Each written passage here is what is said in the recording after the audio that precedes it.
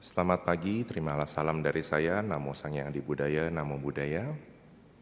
Salam sejahtera untuk kita semua dan semoga Anda dalam keadaan sehat, bahagia, dan selalu tabah menghadapi segala situasi yang masih kita alami sampai saat ini.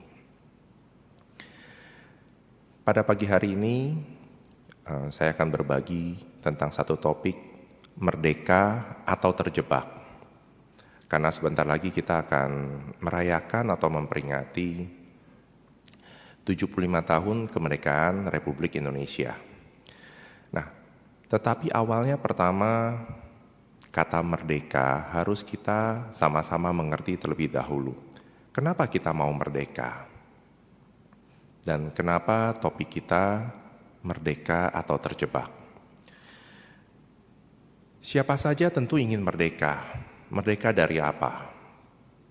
Mungkin kalau beberapa tahun yang lalu adalah tentang penjajahan. Kita ingin merdeka dari situasi yang tidak enak. Tetapi setelah merdeka, kita mau merdeka dari apa lagi? Apakah merdeka hanya satu kali atau beberapa kali? Mungkin ada yang berpendapat saya ingin merdeka dari kemiskinan. Merdeka dari kebodohan, merdeka dari kelaparan. Namun ada satu semangat bodhisatwa, semangat Buddha, merdeka dari kehidupan. Sesungguhnya kenapa kita mau merdeka?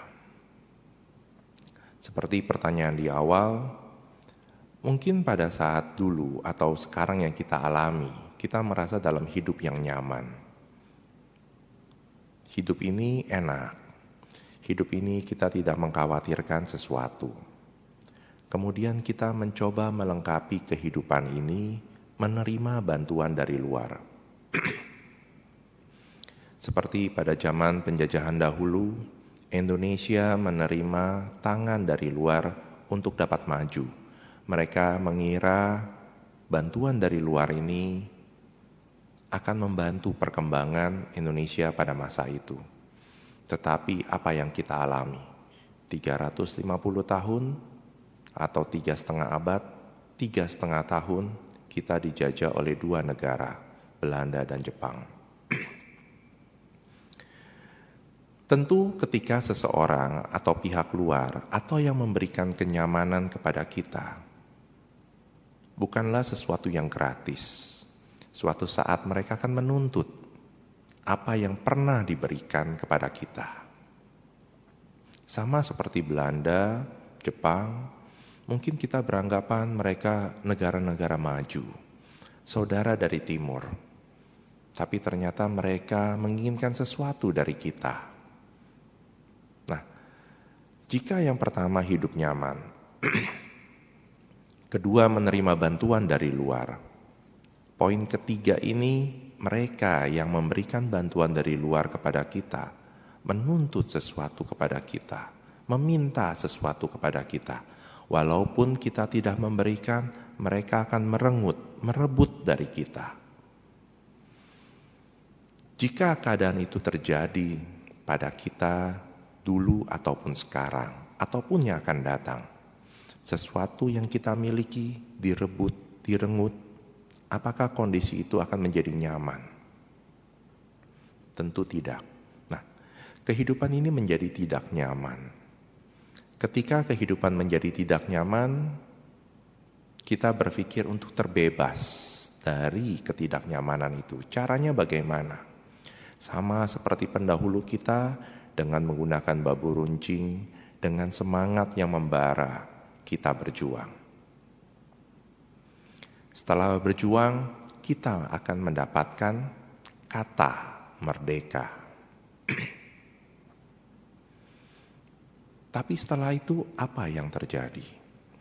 Sejarah sudah membuktikan 3,5 abad kita mencoba memerdekakan diri kita.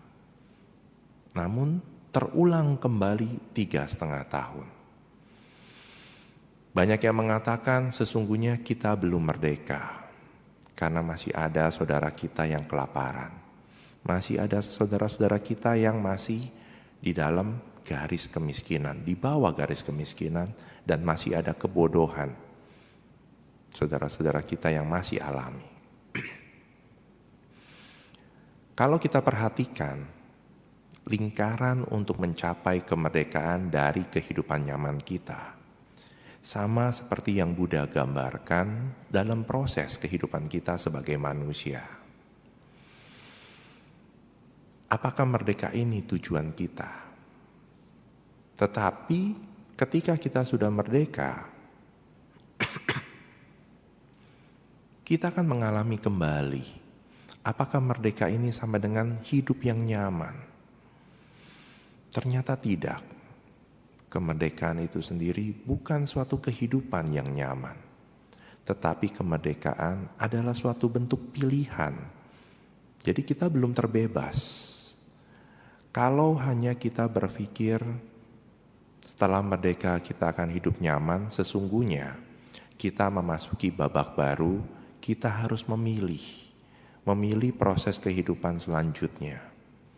Nah, kalau kita perhatikan tadi seperti saya gambarkan, dari hidup nyaman hingga merdeka, ternyata proses ini terus berulang kembali kepada ajaran Buddha seperti kehidupan kita sebagai manusia.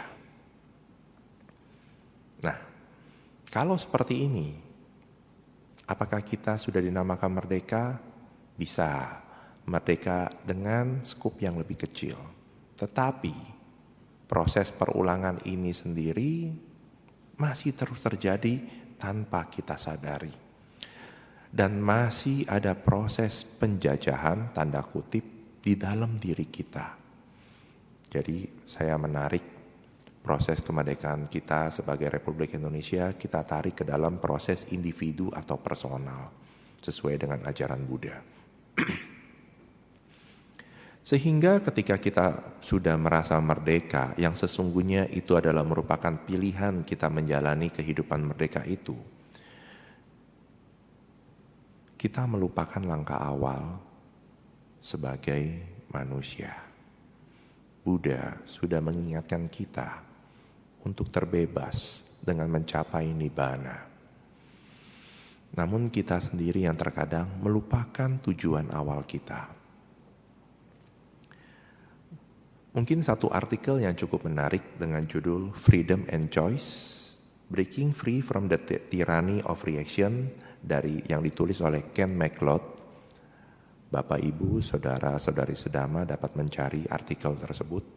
Ini yang cukup menarik. Kemerdekaan atau pilihan. Seperti tadi yang saya coba ringkas. Kemerdekaan itu sendiri jangan sampai ada pilihan. Karena kalau ada pilihan artinya belum selesai. Jadi kita harus kembali seperti yang guru kita ajarkan, bagaimana kita memang betul-betul merdeka. Bukan hanya satu kondisi tertentu, tetapi kita akan berulang kembali, terjajah kembali.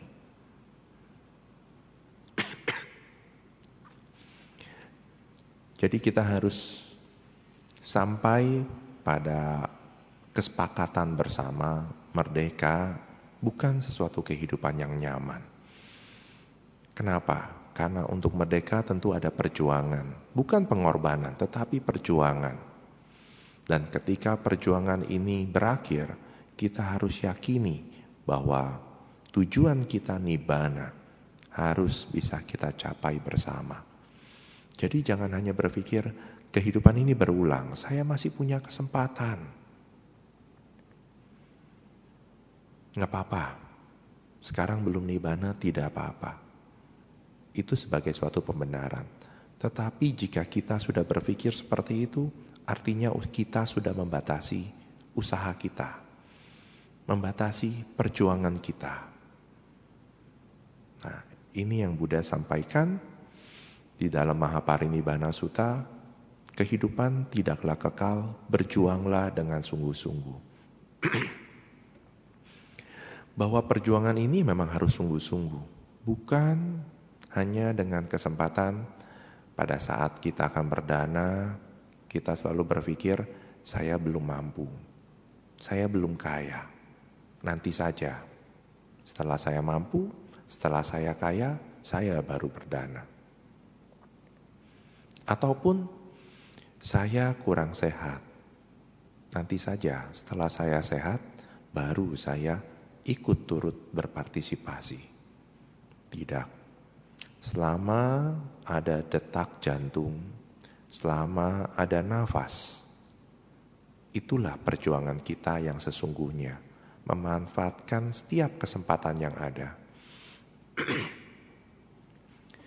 Saya akan mengutip ungkapan yang disampaikan Brahma Sahampati ketika beliau datang ke hadapan Buddha. Di Magadha, sampai sekarang Dhamma belum dimurnikan. Direnungkan oleh mereka yang masih ternoda. Bukalah pintu gerbang tanpa kematian, biarlah mereka mendengar Dhamma yang telah ditemukan yang maha suci.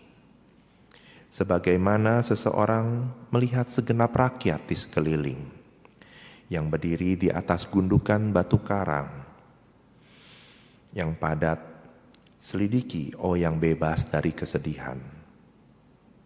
Betapa yang maha melihat, umat manusia ini diliputi oleh kesedihan, karena kelahiran dan usia tua. Bangkitlah pahlawan kemenangan, pembawa pengetahuan, bebas dari segala hutang, dan berkelana di dunia.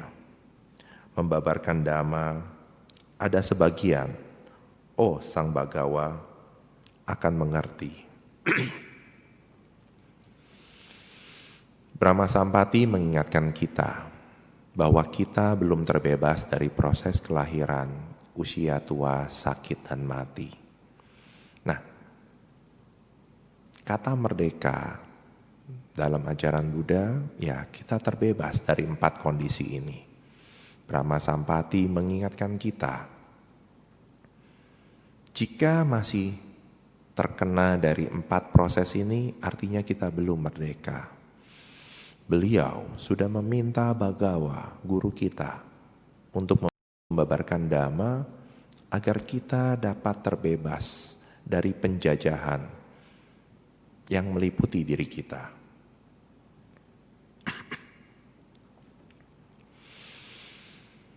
Berkaca pada diri Buddha, saya mengutip Arya Pariyesana Sutta, pencarian luhur. Apa yang tertulis di dalam sutta ini? Latar belakang sutta ini adalah diskusi anggota sangga dari yang Arya Ananda, Migara, dan biku sangga yang lainnya. Mereka mendiskusikan tentang diri Buddha, Buddha Gautama. Kenapa dari seorang pangeran mau terbebas dari proses 4 proses yang tadi disebutkan dan menjadi Buddha. Dan di sana juga ada satu statement dari Buddha ketika Buddha turut serta dalam diskusi tersebut bahwa Buddha menekankan beliau tidak mau mencari pengikut. Nah, ini satu hal yang menarik bagi kita.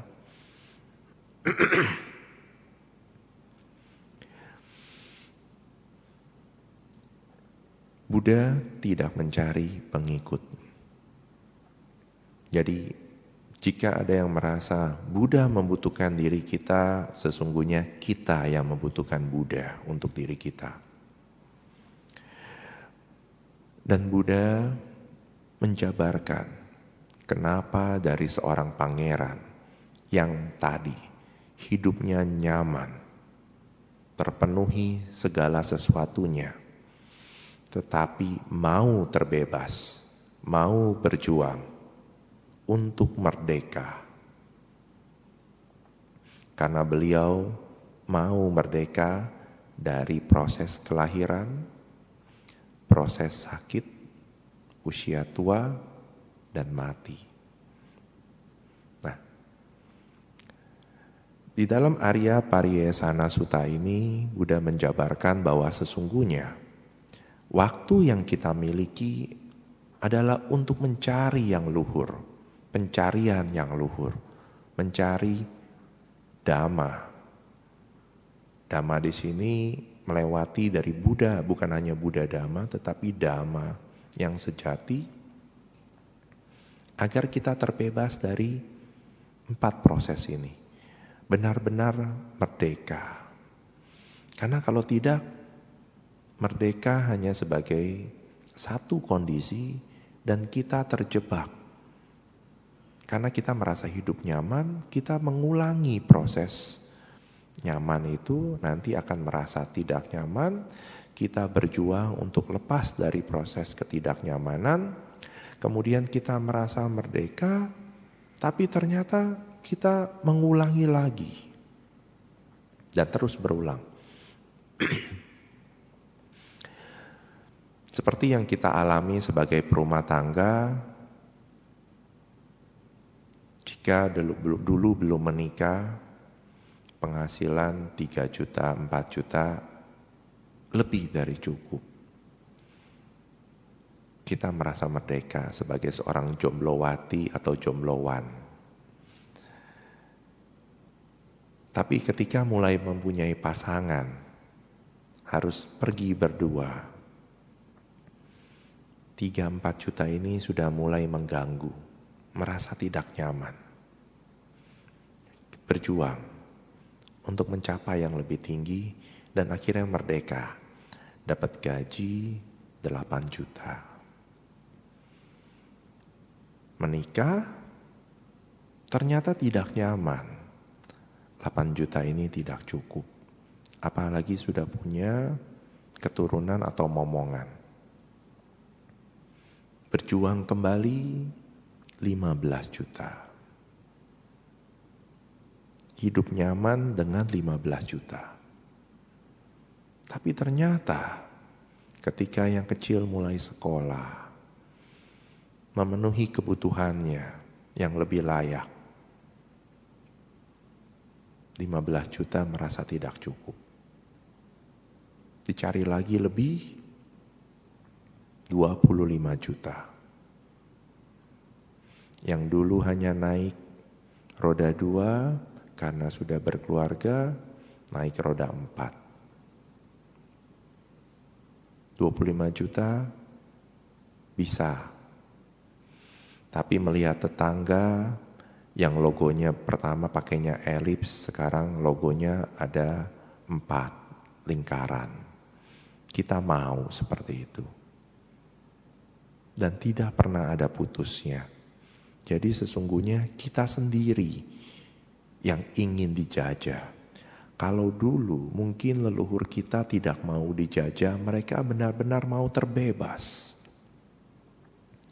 Tetapi ketika kita mengalami kondisi merdeka, kita yang mau dijajah secara halus oleh keinginan, oleh kemelekatan. Nah, ini yang harus kita terbebas. Kembali saya mengutip satu artikel atau kutipan dari Daisetsu Teitaro Suzuki. Beliau adalah seorang master Zen yang terkenal. Beliau meninggal di tahun 66, lahir pada tahun 1870.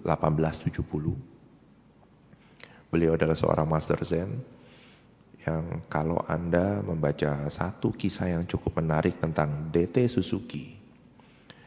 Pernah ada satu pertemuan, semua orang beranggapan orang tua ini, orang Jepang yang tua ini, kenapa harus ikut pertemuan tersebut? Kenapa? Karena tubuhnya kecil dan seperti seorang yang tertidur pada pertemuan tersebut. Dan ada satu orang berusaha melakukan hal yang cukup iseng, melempar kertas ke arah DT Suzuki. Sesuatu yang cukup menyenangkan adalah ketika kertas itu dilempar kepada Suzuki, dalam keadaan mata tertutup, Suzuki dapat menangkap kertas tersebut. Dan beliau membuka matanya dan mengatakan beliau tidak sedang tertidur, justru dalam kondisi keadaan yang sadar. Dia mengetahui segala sesuatu yang terjadi di sekelilingnya. Nah, ini yang terkadang kita menghakimi seseorang dari kulit luarnya. Apa yang diungkapkan DT Suzuki yang saya ingin bawakan? Terkadang dalam kehidupan, kita banyak menggunakan intelektual kita dalam melakukan analisa proses kehidupan. Yang sesungguhnya, intelektual kita ini terkadang menipu kondisi kita. Intelektual kita tidak dapat menerima. Lalu apa yang harus dilakukan? Gunakan intelektual pada tempatnya. Jika memang ada kasus yang membutuhkan intelektual, baru gunakan intelektual. Jika intelektual tidak dapat digunakan, terimalah kondisi tersebut. Hubungannya apa dengan merdeka atau kemerdekaan? Jika kita tahu ada kondisi yang tidak nyaman, kita ingin terbebas, yang pertama dilakukan kita harus dapat merasakan kondisi tidak nyaman. Bukan langsung menolak. Intelektual kita biasanya akan menggerakkan semua kemampuan kita untuk menolak, untuk langsung keluar. Dan akhirnya akan menggunakan segala cara. Mungkin, ini hanya mungkin, mereka yang melakukan korupsi karena menggunakan intelektualnya. Kondisinya tidak nyaman bagi mereka, adanya kekurangan, ada peluang, dan mereka langsung mengambilnya. Yang sesungguhnya kalau mereka tidak nyaman dengan adanya kekurangan, yang harusnya dirasakan terlebih dahulu. Ada proses apa yang menyebabkan kekurangan itu terjadi? Apakah perjuangan kita yang kurang? Jadi jangan disamakan nanti proses korupsi dikatakan sebagai bentuk perjuangan. Nah, ini yang kurang tepat. Jika sampai korupsi dikatakan sebagai bentuk perjuangan,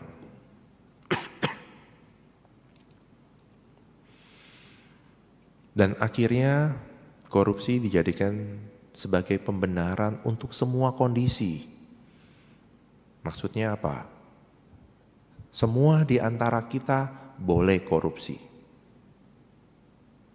Kalau ada tujuannya. Dan tidak ada disalahkan atau dihukum. Karena ada tujuannya korupsi. Contoh, karyawan terlambat, alasannya macet. Padahal yang terlambat itu korupsi waktu. Tapi karena dianggap macet, padahal bangunnya kesiangan, dianggap sebagai pembenaran. Dan akhirnya dilegalkan. Guru Buddha mengingatkan kita bahwa suatu saat akan ada dhamma tiruan. Dhamma yang benar-benar mirip sekali. Dikatakan di dalam Saddhamma Patirupaka Sutta. Sutta mengenai tiruan dhamma sesungguhnya. Ada 5. Bahwa suatu saat akan ada 5 faktor yang membawa kemerosotan. Jadi bukan membawa perkembangan batin kita, tetapi membawa kemerosotan bagi batin kita. Menyebabkan kebingungan dan yang menghilangnya dhamma yang sesungguhnya. Jadi dhamma yang sesungguhnya akan hilang oleh bukan ajaran lain, tetapi oleh tiruan dhamma. Ini yang harus kita hati-hati. Yang pertama, tidak menghargai guru. Karena beranggapan saya bisa mencapai jalan kesucian dengan diri sendiri. Saya tidak perlu seorang guru. Yang kedua, tidak menghargai dhamma. Seperti tadi, mencari pembenaran terhadap apa yang kita lakukan. Yang sesungguhnya kita harus kembali kepada Buddha Sasana, dhamma yang bagaimana, yang Buddha sampaikan. Bukan yang menguntungkan kita, tetapi yang dapat kita terima.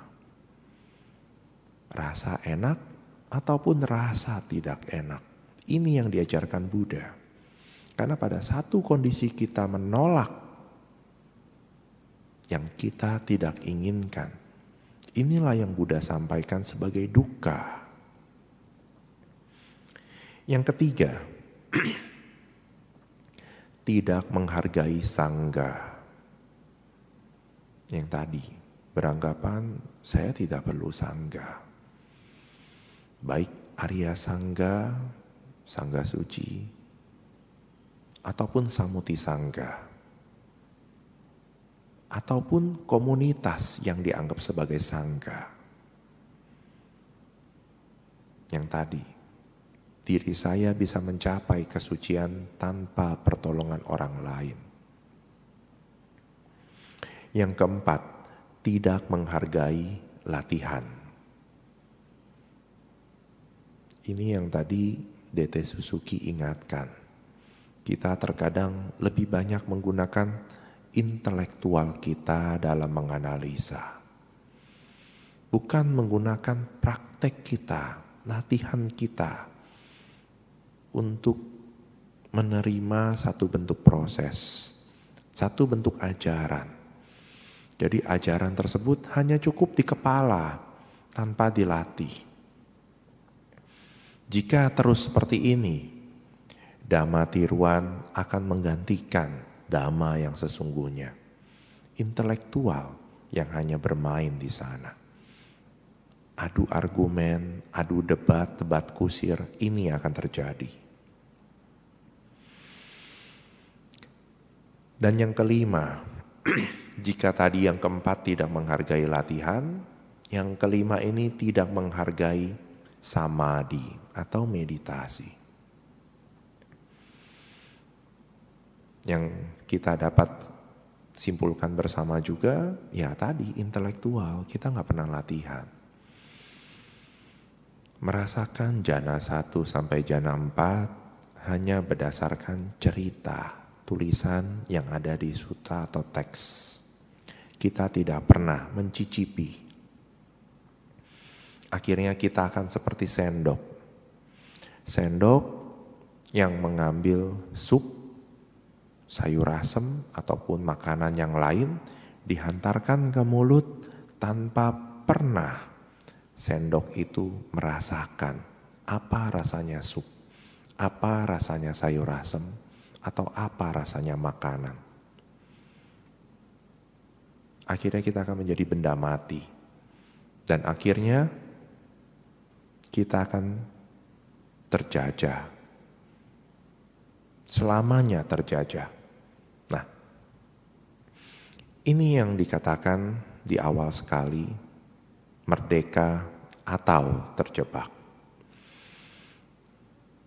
Jika Anda merasa kehidupan saya tidak berguna, saya tidak punya apa-apa. Justru jika kondisi itu yang Anda miliki, kesempatannya terbuka sangat luas sekali untuk berjuang, untuk mencapai kemerdekaan. Merdeka dalam kehidupan sosial, merdeka dalam kehidupan ekonomi, merdeka dalam kehidupan pribadi maupun spiritual. Koromo bicaranya begitu. Artinya yang hidup nyaman tidak perlu merdeka. Orang yang hidupnya nyaman seperti tadi saya sampaikan, perjuangannya akan menjadi lebih lambat. Kenapa? Seperti tadi yang saya sampaikan, ketika kehidupan nyaman, merasa sudah merdeka, merasa tidak perlu berjuang. Sama seperti kelahiran seseorang di alam surga, merasa kehidupan sangat panjang, mereka akan terjebak dalam kehidupan itu sendiri. Kalau begitu, orang yang hidupnya nyaman tidak perlu berjuang. Tidak, justru ketika merasa hidup nyaman, harus mengerti ini adalah satu proses. Bahwa ketidaknyamanan akan ditemukan segera. Dan sebelum ketidaknyamanan itu kita temui, kita harus berjuang lebih giat lagi. Dan kesempatannya semakin terbuka lebar. Jadi setiap individu sebetulnya mempunyai perjuangan yang berbeda-beda. Namun yang pasti yang Buddha sampaikan, semua harus berjuang dengan sungguh-sungguh. Yang saya maksud di sini berbeda-beda sesuai dengan kemampuannya. Bagi yang hidup nyaman 100.000 tidak terlalu bermasalah.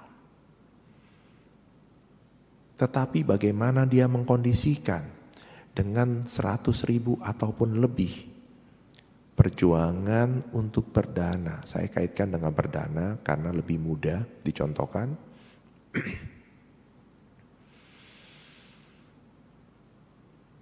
Tidak akan merasa kehilangan sesuatu.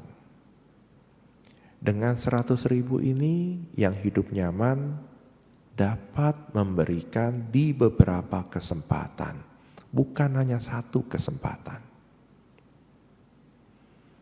Ini yang membuka peluang yang merasa hidupnya nyaman untuk mempunyai nilai perjuangan yang sama dengan saudara-saudara kita yang benar-benar sekarang hidupnya tidak nyaman.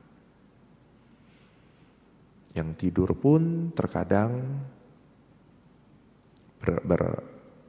mempunyai atas gentengnya itu bukan genteng tetapi langit langsung. Alasnya bahkan mungkin bukan kain atau yang empuk, jok yang empuk, tetapi permadani rumput. Nah, masing-masing dari kita mempunyai perjuangan. Tinggal bagaimana kita menggunakan kesempatan kita untuk perjuangan ini. Demikian yang bisa saya sampaikan. Semoga dengan peringatan atau memperingati kemerdekaan ke-75 Republik Indonesia, kita pun dapat merdeka sebagai individu, merdeka secara spiritual. Salam dalam Dhamma, Namo Sang Hyang Adi Buddhaya, Namo Buddhaya, Sabbe Sata Bhavantu Sukhita. Semoga semua makhluk berbahagia.